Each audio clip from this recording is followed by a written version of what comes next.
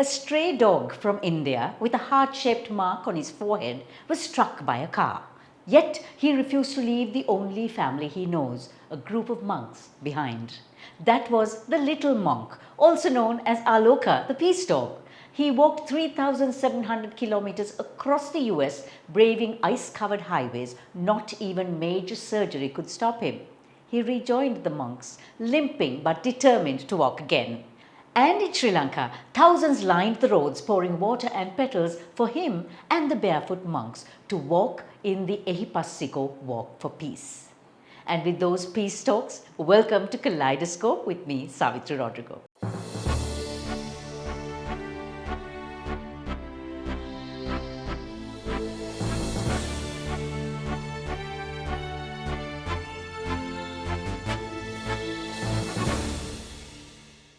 From the Kaleidoscope studios, Vimlendra Sharan, Chef Mukesh Joshi, and our quick headline wrap with news in a blink.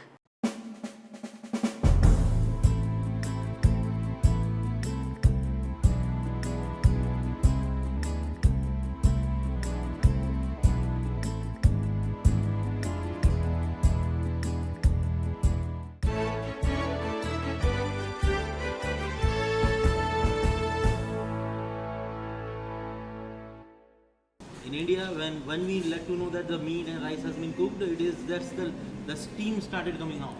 So this shows like yes, the biryani is properly done. So it's all about steam, and it's those aromatic steam rising dishes that are being served by Chef Mukesh Joshi up at the spectacular level 23, the Indian restaurant at CinnamonLife, India. Well, that's what the name of the restaurant is too. So I found myself at India, a place where India's flavors meet Sri Lanka's spirit. Each plate felt like a journey. Biryanis rich with fragrance, tandoor classics kissed by fire, and seafood that told stories of spice and sea. This wasn't fine dining in hushed tones. It was warmth, connection, and conversation, the kind of meal that lingers long after the last bite.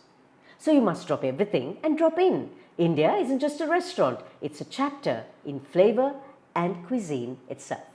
From YouTube, Facebook to LinkedIn and Instagram, on Kaleidoscope we have stories that matter. Subscribe and follow, you won't miss out then. A big thank you to our great partners who power us each week, CinnamonLife, CDB and The Daily Morning.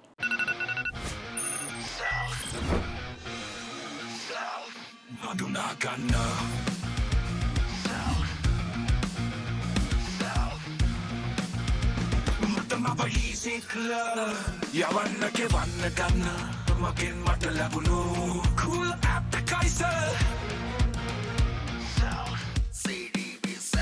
Introducing CDB Self, the digital wallet that makes life easy.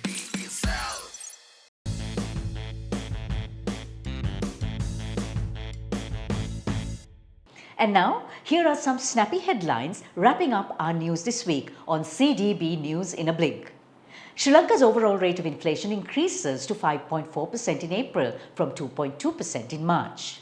There's been a surge in alcohol production and consumption, with beer up by 5% and spirits by 17%. Sri Lanka and the Maldives exchanged 7 MOUs in health, sports, tourism, education and defence. A quick look now at our markets, how they have performed this week. At the Colombo Stock Exchange, the all-share price index continued to move up, slightly above 22,700, while market turnover was low at around 4.8 billion rupees per day, driven largely by major transactions in the banking and tobacco sectors.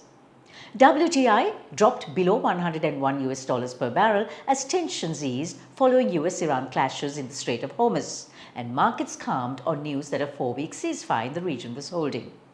Gold prices moved up above $4,600 per ounce, supported by a weaker dollar, easing oil prices and strong central bank demand.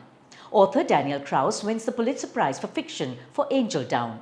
And the Met Gala took place this week, chaired by Nicole Kidman, Beyoncé, Venus Williams and Anna Wintour.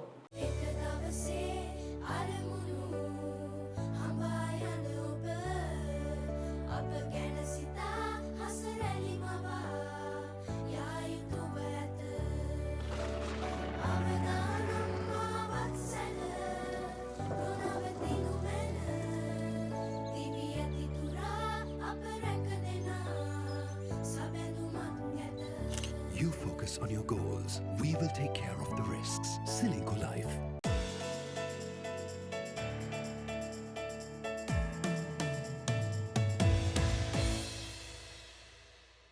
Sri Lanka's food security is at crossroads. 1 in 4 households struggles with food insecurity, while Cyclone Ditwa left 2.2 million people affected, nearly 10% of the population.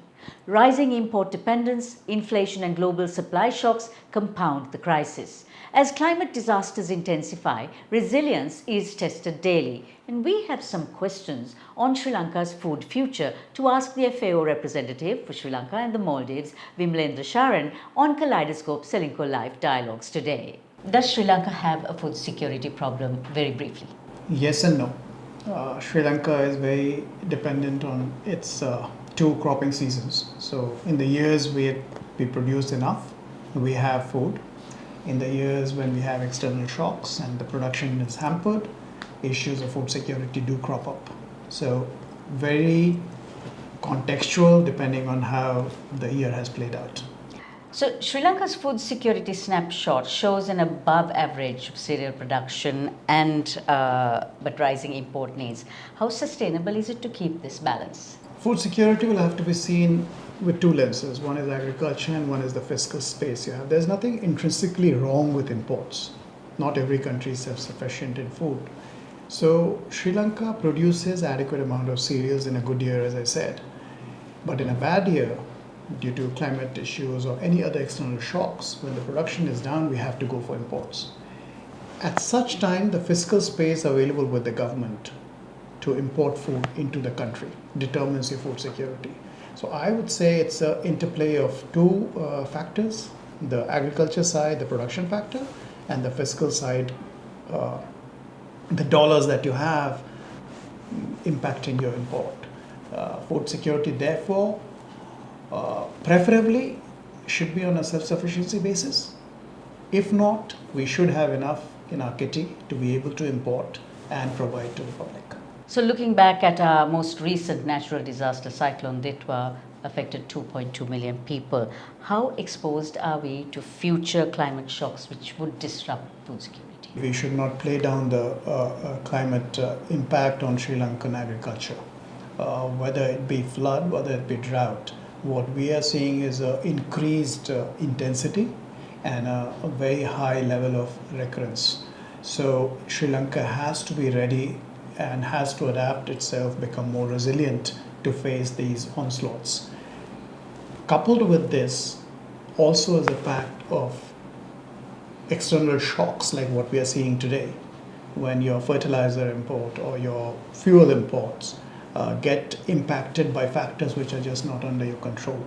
So these things will be very, very crucial for Sri Lankan agriculture in the future. Suppose cyclone WFP did some studies, found that there were household vulnerabilities. What do these findings actually say about resilience at community level? We have to make it very clear that we have to, and the listeners also have to, distinguish between recovery and resilience. I'll give a very short example. You have a mud house, flood comes, the house gets washed away. You rebuild a mud house, that's recovery. But you rebuild a concrete cement structure, that's resilience. So just coming back to where you started from is not what is resilience. As we come out of Cyclone Ditwa, we have to understand that rebuilding Sri Lankan agriculture must focus on what is going to come, not what has already happened. And that difference must be very clearly understood. We have to understand how is the climate playing out. We have to understand how are the supply shocks going to play out in the world market, and then build our own self to meet those challenges. So whether we like it or not, global and climate pressures are going to be more the rule than the exception. Absolutely. What would Sri Lanka's 5-year outlook for food security be? If the fertilizer crisis continues, and with this region getting nearly 30% of its fertilizer through the Strait of Hormuz from the Gulf countries, you're going to have an impact. And China will be impacted, India will be impacted, Vietnam will be impacted, Indonesia will be impacted. So if the entire region gets impacted, who do you go and ask for help from? So the global picture also in today's world is very dependent on the external supply shocks which come in. So we have to be ready for this.